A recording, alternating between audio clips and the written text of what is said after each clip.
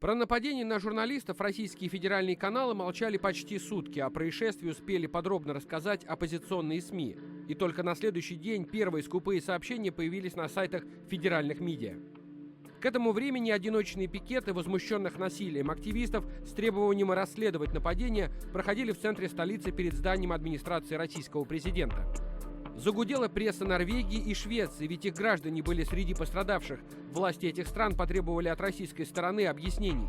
Кремль выступил с официальным заявлением. Оно для федеральных каналов и стало достойным новостным поводом, в отличие от самого нападения. Избиение журналистов осудили в Кремле. Владимир Путин поручил выяснить все обстоятельства этих инцидентов. Это абсолютно возмутительно, это хулиганство.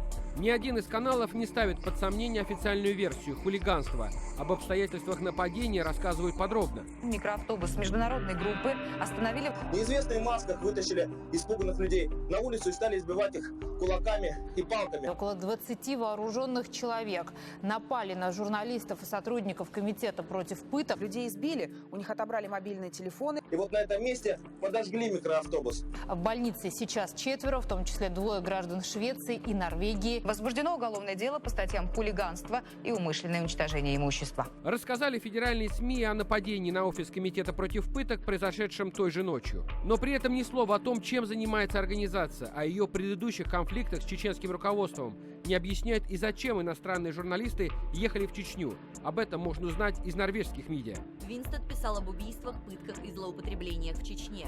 В частности, о 2 чеченцах, которым Норвегия отказала в статусе беженца. После возвращения домой обоих убили. На российских каналах об этом ни слова. Зато ясно озвучена позиция властей республики. Мы ни при чем, все это провокация. В Чечне попросили не связывать эти события с руководством республики. Время уполномоченный по правам человека в Чеченской республике Нурдин Ухажиев сразу заявил, что это была однозначно заказная, четко срежиссированная акция. Скачать ситуацию и показать все, как это плохо по всей России. Дело взято под контроль российским министром МВД. О деталях расследования информации пока нет. Основные российские телеканалы уже перестали освещать эту тему.